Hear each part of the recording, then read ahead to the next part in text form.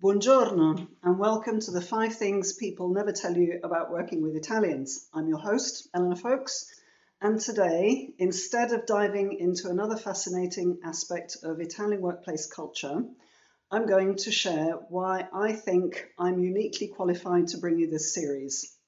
My personal cross-cultural journey has been one of discovery, followed by plenty of confusion, and then learning, and finally appreciation, and involved growing up in a cross-cultural family, moving to Italy in my early 20s, and navigating the intricacies and charm of Italian workplaces as a management consultant. So let's get into why I'm the right guide for this exploration of working successfully with Italians. My story starts at home. My mother is Italian from Lodi and my father is British. I grew up in England and France, speaking Italian thanks to a series of Italian au pairs and spending summers with my grandparents and cousins in Italy. Our family dinners were a tale of two worlds. In England, my father ran our dinner table like a boardroom meeting. There were strict rules. No interrupting, no raising your voice, and definitely no talking over someone. If you had something to say, you waited your turn. Conversations had to be linear, logical, and to be honest, it was always a little subdued. Then there was dinner with my Italian relatives. Imagine a table of 12, maybe 14 people, all talking at the same time. 3 or 4 different conversations happening at once, at full volume. At any moment, someone could jump ship from one discussion to another, shouting across the table, "Who said that? Wait, when did that happen?" Or the classic, no, that's not what happened. For my father, Italian dinners were total anarchy. I'd like to say that growing up with these two cultures was a masterclass in multitasking, adaptability, and decoding subtext in real time. I'd love to say that these early experiences taught me to observe and adapt to different communication styles and also to appreciate how cultural differences shape interactions both at home and in the workplace. However, I have to admit that when I moved to Italy in the early 90s, the culture shock was intense. Although I've always spoken Italian, I found myself dealing with a work culture that didn't understand. I didn't understand at all. It took me years to learn to thrive in this environment. I had to learn to blend my British love of efficiency with the Italian focus on effectiveness, which, as I've learned, are not the same thing. As a management consultant and soft skills trainer, I've spent decades working with Italian companies and multinational teams. One of my earliest projects was a 10-year change management program for a European aerospace company. This was where I learned the fundamentals about working in Italy. The first lesson was about managers. In the UK and USA, everyone's a manager. It's a title handed out like biscuits at a meeting, and it's usually more about responsibility than seniority. A British manager might be a fresh-faced 32-year-old learning a process, but they wouldn't necessarily be an expert in the field. Decision-making for these managers is usually a democratic exercise in gathering input and inviting everyone to vote on the best option. In Italy, managers here are a separate elevated caste. Their titles are earned through decades of experience, expertise, and sometimes the right family or political connections. They are the decision makers. Decisions involve plenty of input gathering and brainstorming, but no committee-style consensus. If you don't hold the rank, you don't get a vote. Let me tell you how I figured this out. Picture this. All the attendees from Paris and London have arrived for our carefully planned 2-day workshop on integrating an international project team.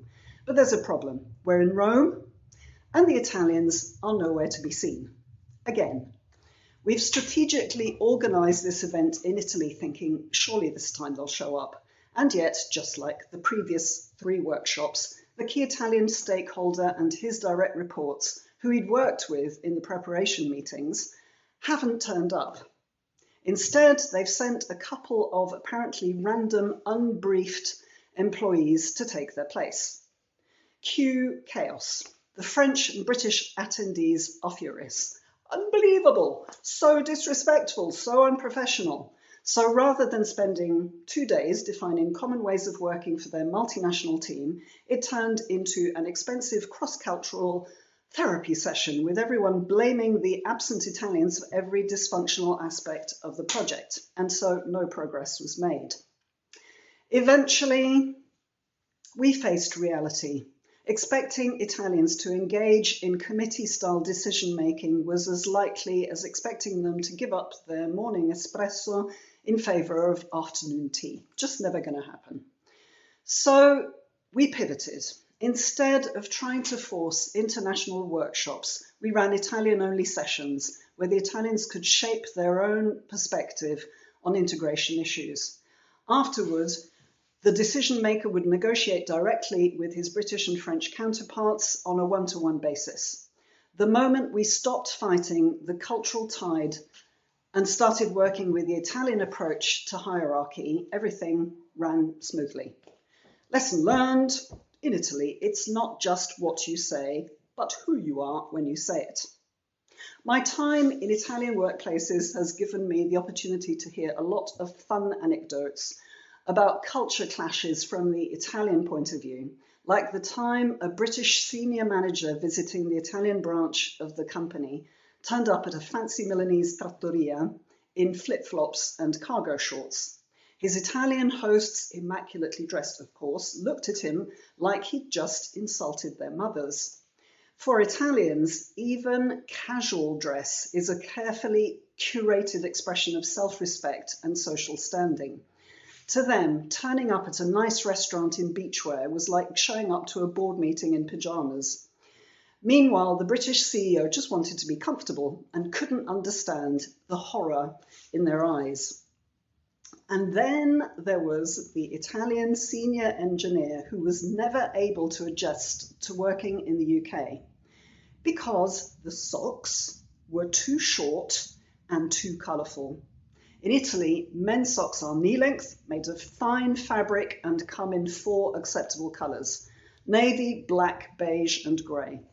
Seeing British professionals in short, brightly coloured socks patterned with fried eggs or kittens made him genuinely question the integrity of UK workplace culture. His view was, if Brits can't even take socks seriously, how can they be trusted with a British strategy? These things may seem trivial, but they illustrate how deeply culture shapes our perceptions and expectations. That's also why I'm so passionate about helping others understand Italian work culture. Because when you get it right, it's not just effective, it's a joy. This series is about more than sharing funny stories. It's about giving you tools to navigate cultural differences with confidence and curiosity. I've seen firsthand how misunderstandings between Italian and Anglo-Saxons can derail projects or even lead to closures of Italian branches of multinationals. It's really important to understand that Italians' emphasis on relationships, communication and creativity often makes their workplaces extraordinarily effective. By highlighting these strengths and values, I hope to inspire you to embrace Italian culture and approach your experience of work here in Italy with an open mind. And that's why I'm here to guide you through the 5 things people never tell you about working with Italians. From navigating creative chaos to understanding bella figura, each episode is designed to give you insights, anecdotes, and practical tips. Don't forget to subscribe and share your thoughts with me. Grazie mille for listening. And remember, when in doubt, embrace the chaos and grab an espresso. Alla prossima!